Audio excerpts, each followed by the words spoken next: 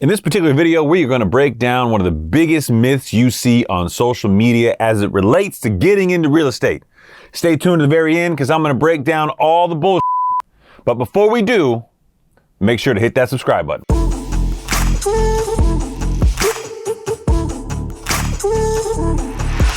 You will hear online, on the internet, everywhere you look about people and their opinions on what it takes to become somebody who's in the real estate game. They might phrase it a lot of different ways. How to become a real estate investor, how to get into real estate, how to become a wholesaler, how to do this, how to do that. And they all have the same rhetoric. I can teach you how to do this with no money, with no education, and you can be a millionaire almost overnight. And let me tell you, all that sounds all well and good, but I have yet to meet the person in real life with verifiable funds whose story started just like that. As a matter of fact, most of the people who give you that story are giving you that story because they're trying to sell you something. They can teach you through their course, or you can buy their material, or you can go to their mastermind or their networking event. And it's no surprise to me and to you, hopefully, that all these people seem to cohabitate in the same circles on social media and in real life. They're all around each other at events, and they're all doing all the same things together. And the reason why is they're all pumping each other up to continue trying to sell you and other people on this dream. You are a targeted audience. You, me, everybody. And they're trying to get from you the one thing that you got left, that $500, that $1,000 to join their event or buy their course so that you can buy into the dream. And sure, they might hold somebody out who they say, this person took my course and with no money down got into real estate and was successful. But the odds aren't really in your favor, because if they have 10,000 people that are going to their course, their networking event, the odds are at least one of those people are going to be successful in one way, shape, or form at some point in time. So don't buy into what you see, because a lot of what you see is manufactured for you to buy. So here's some cold, hard, bitter truths about the real estate game that you must accept. Number one, people will tell you you don't need to go to school to be in real estate. And sure, that might be factually true, but that's really, really stupid. What you need to do is you need to have a good grasp of things like real estate finance, real estate appraisal. You need to understand basic financing in general. You need to understand the economy, both macro and micro economies. You need to understand so many different details. And yes, I'm sure you can get a lot of this from your local real estate exam when no matter what state you are across the country. But the problem is you don't get enough of this to be a subject matter expert. And sure, you can work for years and become an expert, but is that really what you want to do? Most people want to start making money really, really quickly. Well, if you want to start making money really, really quickly, you're going to need either experience, an education, or you need to have other money to make money with. And most people don't have those three. So what should you do? You should go to school and get a degree in something like marketing or communications while you're working in real estate at night or part-time or even full-time. I worked the entire time I was in college, and I recommend that everybody else do too, because when you're 18 years old or you're 20 years old, you don't necessarily know what you want to do for the rest of your life.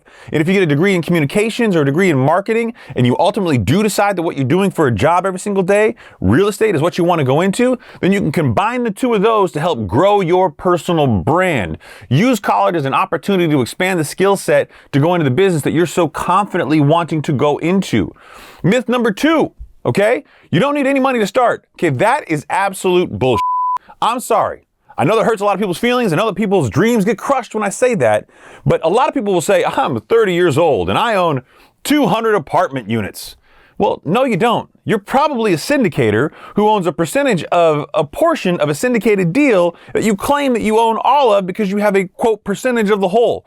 But the real picture here is much different.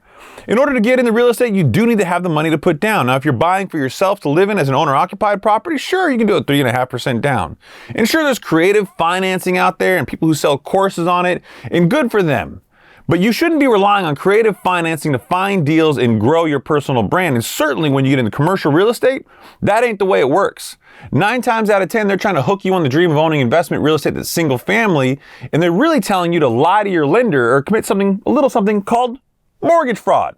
You don't want to do that. What you want to do is you want to be smart about the business that you're in. You want to know the rules. And before you get into things like creative financing or some of these structured deals that could be a little risky where you use hard money loans, you should know the business well enough by following a traditional path.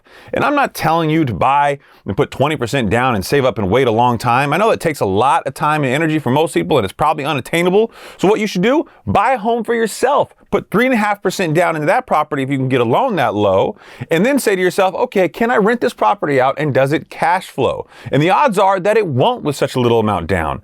That's the trick of the game. So what most people do is they try to house hack or they buy multi-units so that they can get more rental income for their properties. But you won't know those answers until you get steeped in the business. And if you want to take a shortcut and go right into risky things like creative financing and hard money lending and no money down, you are walking into a landmine. The third fallacy is that you're going to walk into a networking group and people are going to hook you up because you're connected to people. Networks, relationships, real relationships, they don't come from mastermind groups. Okay, I'm going to say it again, people in the back. Real relationships don't come from buying into groups of other people looking for real relationships. That's not how business works. The truest form of currency are the relationships that you hold over time. And those are built by going through things and learning things together. You're going to get that by being in the business and meeting similarly situated people in the business. You're not going to get that because you subscribe to a Facebook group. You're not going to get that because you follow the same guy with a blue check mark on Instagram. And you sure as hell aren't going to get that because you went to a real estate meetup and paid somebody a couple $100s to be a part of this experience. All you're doing is lining that person's pockets and maybe meeting somebody who can point you in the right direction to actually learn something on your own. The internet is free. Websites like this, YouTube, are free. And you can go to them and get most of the information, if not all the information, from here. The last fallacy I'll give you, one that pisses me off the most, is the online courses. Oh my God. So many of these are terrible. And let me tell you, as somebody who I consider, I know is experienced, I've got a law degree, I'm a licensed practicing attorney, I'm a real estate broker, I'm a contractor, I own real estate, I am in this business and I am verifiable. And yet there are people out there with zero credentials, no visible evidence of actually owning any real estate, teaching courses. They stand in front of buildings they say are theirs. They act like they're wealthy as hell, yet they're spending the time to teach a course. I can tell you unequivocally right now, I don't have that kind of time because I'm actually doing the thing that I could teach you to do here for free. And the best way I can do that is I put out a video. It takes me half an hour to make. I'm not going to spend my entire day making courses to sell to you because guess what? At that point, I'm not a real estate investor. I'm a teacher who teaches you how to be a real estate investor, and that's where I get the most of my money. Do not fall into this fallacy. Go get a real estate license, save your money, spend time in the business, and get educated on how to build your business. If that means going to school, then do it. And school does have value. And then, and only then, should you decide to take a course from somebody else if you really feel like it's necessary. But every real estate professional I've ever met who's done those things refuses to pay for any of these scam artists and their courses. We'll catch you next week.